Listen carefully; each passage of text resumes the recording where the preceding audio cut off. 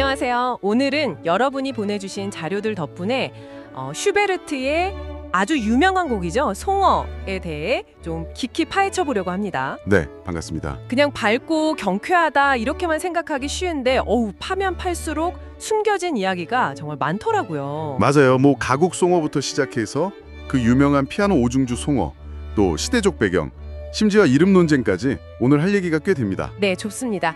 그럼 바로 가곡송어부터 시작해 볼까요? 슈베르트가 20살 때, 그러니까 1817년에 작곡한 곡이고요. 크리스티안 슈바르트라는 시인의 시를 가사로 썼죠. 네, 근데 바로 이 시인 슈바르트가 핵심 인물 중 하나예요. 그냥 서정 시인이 아니고요. 당시 독일에서는 이름난 반골, 그러니까 좀 반체제적인 지식인이었어요. 아, 반체제 인사요? 네, 당시 분열된 독일 제후들을 막 비판하다가 여러 번 투옥되기도 했고요. 그리고 이 송어시는 놀랍게도 그가 감옥 안에서 쓴 시 중 하나라는 겁니다. 잠깐만요. 감옥에서요? 와, 그러면 그 맑은 시냇물에서 노는 송어 이야기가 우리가 생각하는 것과는 좀 다를 수도 있겠는데요? 바로 그 점이죠. 시 내용을 자세히 보면 처음엔 되게 평화롭다가 갑자기 분위기가 확 바뀌잖아요. 네, 맞아요. 그 구절, 도둑, 낚시꾼이 시간은 너무 느리게 흘렀고 그는 개울을 휘저어 흐리게 했다. 이런 부분. 그렇죠. 그리고 눈치채지 못할 사이에 낚싯줄이 팽팽히 당겨졌고 송어는 잡혀 허우적거렸다.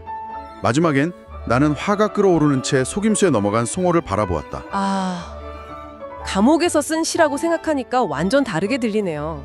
네, 그래서 유윤종 전문 기자 같은 분들은 이 낚시꾼이 물을 흐려서 송어를 잡는 모습이 당시 권력자들이 음모를 꾸며서 정적을 제거하던 방식을 풍자한 거 아니냐 이렇게 해석하기도 하죠. 그럼 그 순진한 송어는 억압받는 민중이나 비판적인 지식인일 수 있고요. 네, 충분히 그렇게 볼 수 있습니다. 시대적 배경을 같이 보면 더 이게 설득력이 있는데요. 이 곡이 쓰이기 딱 2년 전 1815년에 빈 회의가 있었잖아요. 아, 네. 유럽 전체가 다시 그 옛날 봉건 체제로 돌아가던. 맞습니다. 굉장히 억압적인 분위기였고 이런 압제에 대한 불만이 막 쌓여가던 시기였죠. 그럼 슈베르트 본인도 이런 분위기를 그냥 모른 척하진 않았을 수도 있겠네요. 우리가 흔히 아는 서정적인 이미지와는 좀 다른데요. 그럴 가능성을 보여주는 자료도 있어요. 슈베르트 연구가인 이언 보스트리지가 소개한 그의 마지막 시 민중에게 보내는 탄식이라는 시가 있거든요. 네. 거기에 보면 우리 시대의 젊은이여 너는 쓰러졌구나. 무수한 민중의 힘이여 허무하게 소진되었구나. 이런 구절이 나와요. 상당히 비판적이죠. 와, 정말 우리가 알던 슈베르트랑은 좀 다른 느낌인데요. 이 가곡의 선율이 또 2년 뒤 1819년에 작곡된 피아노 오중주 송어에 쓰였잖아요. 그건 또 어떻게 된 건가요? 아, 네. 그 오중주는 이제 오스트리아 슈타이어라는 지역의 광업사이자 아마추어 첼리스트였던 질베스터 파움가르트너라는 사람이 슈베르트에게 직접 의뢰한 곡이에요. 아하. 근데 편성이 좀 특이하죠.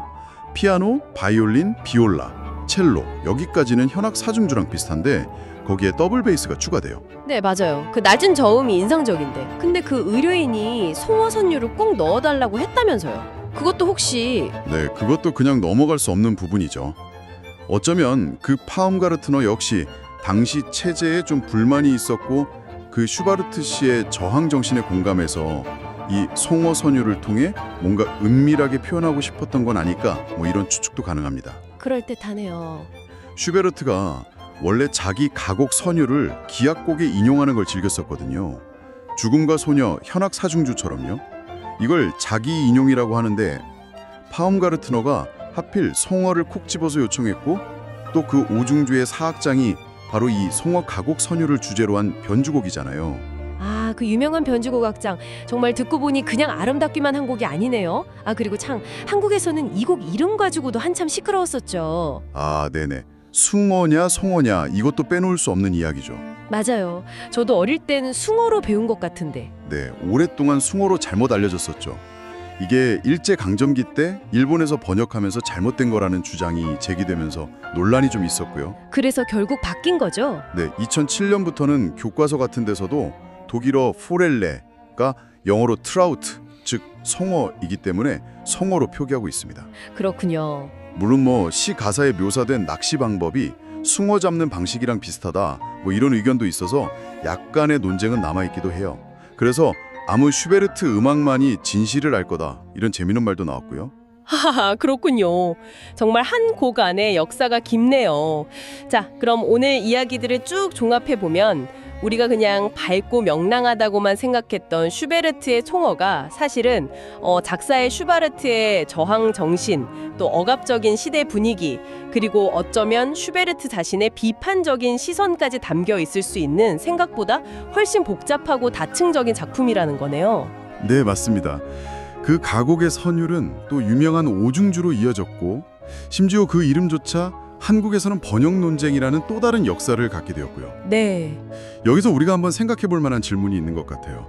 겉보기에는 그냥 평범하거나 즐거워 보이는 수많은 예술 작품들 속에 혹시 이처럼 그 시대의 아픔이나 어떤 저항의 메시지가 숨겨져 있는 경우가 또 얼마나 많을까 하는 거죠. 아, 그러네요. 네, 그래서 여러분께서도 익숙하다고 생각했던 작품을 다시 접하실 때 그 표면 너머의 이야기에 한 번쯤 귀 기울여 보는 건 어떨까? 뭐 이런 생각을 마지막으로 남겨봅니다.